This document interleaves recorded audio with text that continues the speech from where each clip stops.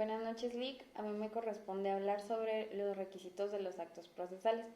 Como bien sabemos, la doctrina suele conceptuar un acto procesal diferenciándolo del hecho procesal, siendo decisiva la nota de voluntariedad humana. Así se puede afirmar que un acto procesal va a ser toda actividad encaminada a lograr la finalidad que se propone dentro del proceso. Pero a efectos de delimitar este concepto o este tipo de actividad, se hace necesario precisar que ha de tratarse de una actividad humana, esto es, de una manifestación de voluntad del órgano jurisdiccional o de las partes que además tengan repercusión en el proceso, bien porque se ha realizado dentro del mismo o bien porque aún realizado dentro del mismo, por ejemplo, el demandado contesta a la demanda, o bien porque aún realizado fuera, luego ha de desplegar su eficacia en él por afectar al objeto sobre el que versa. No obstante, se matiza también la repercusión en el proceso, que debe ser directa e inmediata, no a través de otros actos. A su sensu contrario, no son actos procesales por ausencia de voluntad humana los hechos del mundo exterior que tienen repercusión en el proceso, tales como el transcurso del tiempo, por ejemplo, la muerte de alguna de las partes o del juez o la fuerza mayor. Dentro del proceso, tanto las partes, el juez y los terceros van a desarrollar cierta actividad tendiente a crear, modificar o extinguir una relación jurídica procesal. Esta actividad es a la que se le conoce como un acto procesal y se va a desarrollar por voluntad de los sujetos procesales. La presentación de una demanda y su contestación son ejemplos de actos procesales de las partes. La resolución y notificación, actos procesales del juez o sus auxiliares, y la declaración de un testigo o la presentación de un dictamen de expertos son actos de terceros. Los hechos procesales, por otro lado, son acontecimientos que, sin ser voluntarios, van a proyectar un efecto dentro del proceso, como la muerte de una de las partes o la pérdida de capacidad, que son claros ejemplos de hechos procesales. Es decir, que los actos procesales se van a diferenciar de los hechos procesales porque aquellos aparecen dominados por la voluntad, y siendo el proceso un producto de la voluntad humana, de ahí la importancia del estudio de los primeros. Aguirre Godoy señala que todo acto o suceso que produce una consecuencia jurídica en un proceso puede ser calificado como un acto procesal. Aquel acto o acaecimiento caracterizado por la intervención de la voluntad humana, por el cual se crea, modifica o extingue alguna de las relaciones jurídicas que componen la relación procesal. Un acto procesal va a ser una especie de acto jurídico, es decir, una expresión de la voluntad humana cuyo efecto jurídico y directo tiende a la constitución, desenvolvimiento o extinción de la relación jurídico-procesal. Un acto procesal es aquel hecho dominado por la voluntad jurídica para crear, modificar o extinguir derechos procesales. Entre los requisitos de los actos procesales se va a entender como un requisito la circunstancia o conjunto de circunstancias que deben darse en un acto para que éste produzca todos y solo los efectos a que normalmente va destinado. Deben examinarse los requisitos subjetivos, los objetivos y los de actividad. Entre los requisitos subjetivos, o sea, los que hacen relación al sujeto que los produce, son dos los que se consideran fundamentales: la aptitud y la voluntad.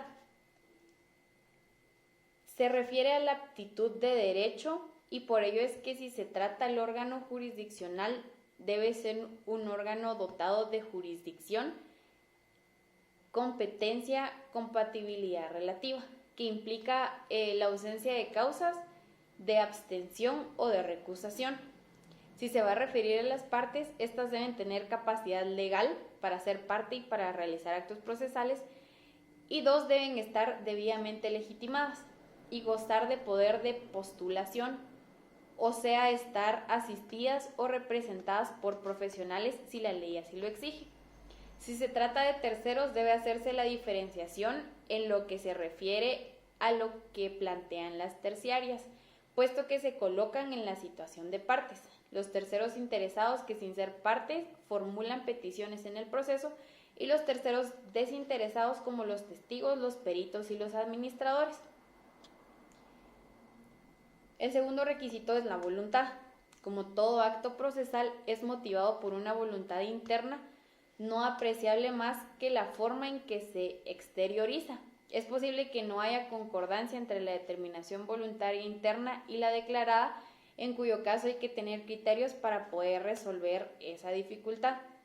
Se sostiene que en estos casos, en principio debe estarse a la pura exteriorización de la voluntad.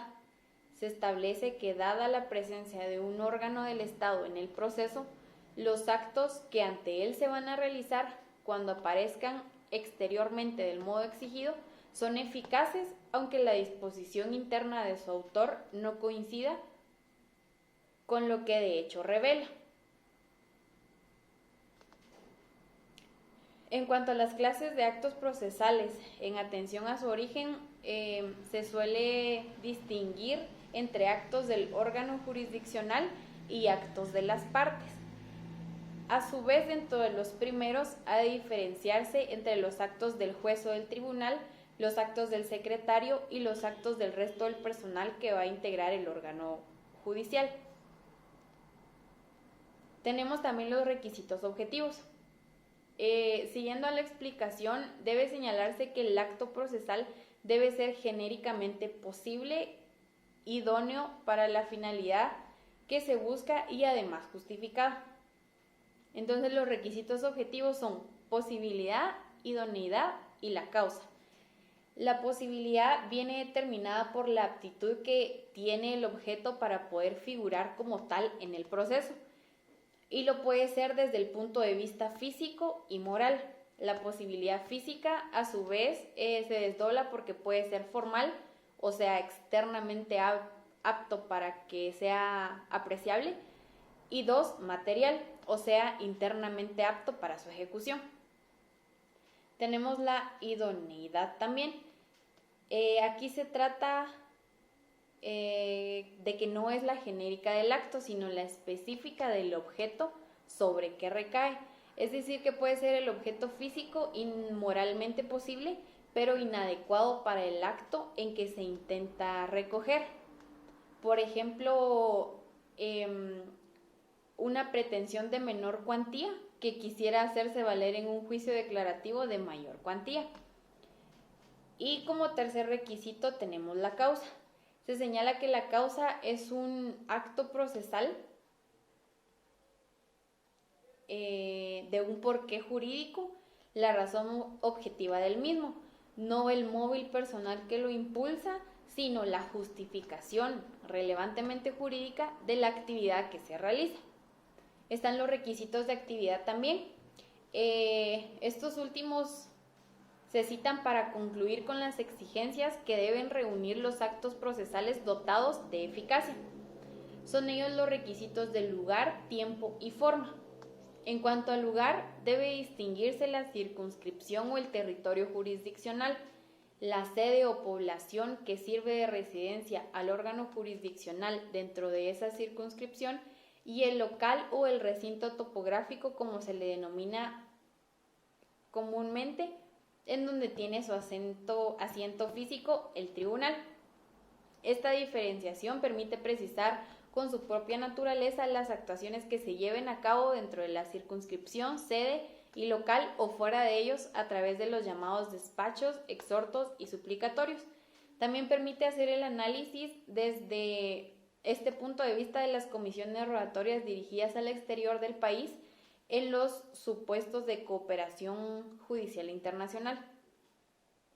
En lo que toca al tiempo de los actos procesales, su importancia es evidente, puesto que el proceso está ordenado cronológicamente a fin de limitar su duración. El tiempo en los actos procesales están concebidos para realizar en un momento dado o dentro de un espacio de tiempo prefijado.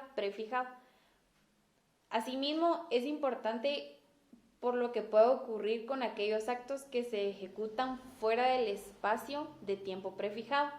Unas veces ese acto procesal ejecutado fuera de tiempo adolece de nulidad, pero otras veces no. Esta consecuencia va a depender de su naturaleza. Los plazos son espacios de tiempo que generalmente se fijan para la ejecución de los actos procesales unilaterales, es decir, para las actividades de las partes fuera de las vistas, como por ejemplo una interposición de un recurso por estas. El plazo está constituido por un espacio de tiempo, una serie de días, es decir, que el plazo va a suponer un lapso dentro del cual pueden ejercitarse los actos procesales, mientras que un término significa el punto de tiempo marcado para el comienzo de un determinado acto. Tanto en la doctrina como en las legislaciones existe la tendencia de unificar ambas figuras en un solo nombre genérico, ya sea de término o plazo. Y de acuerdo con la ley del organismo judicial vigente se le denominan plazos.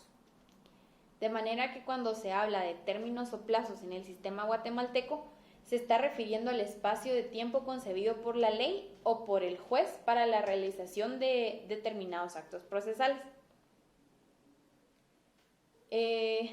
De último está la forma de los actos procesales, o sea, cómo debe aparecer externamente el acto. Podemos encontrar la oralidad o la escritura y la lengua.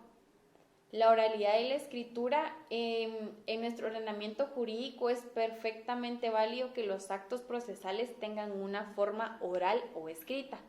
Los procesos son predominantemente orales, sobre todo los procesos penales. No existe ningún proceso totalmente oral en nuestro ordenamiento procesal. Necesidad de que determinados actos procesales se manifiesten en forma escrita. Lo que la ley quiere es que todos aquellos actos que suponen el núcleo central del proceso tengan forma oral para así poder concentrarlos en una vista y que se realicen de forma necesaria ante la presencia judicial. Y la lengua, el fundamento legal de esta la encontramos en el artículo 11 de la ley del organismo judicial, que habla sobre el idioma de la ley y dice que el idioma oficial es el español. Las palabras de la ley se entenderán de acuerdo con el diccionario de la Real Academia Española en la acepción correspondiente, salvo que el legislador las haya definido expresamente.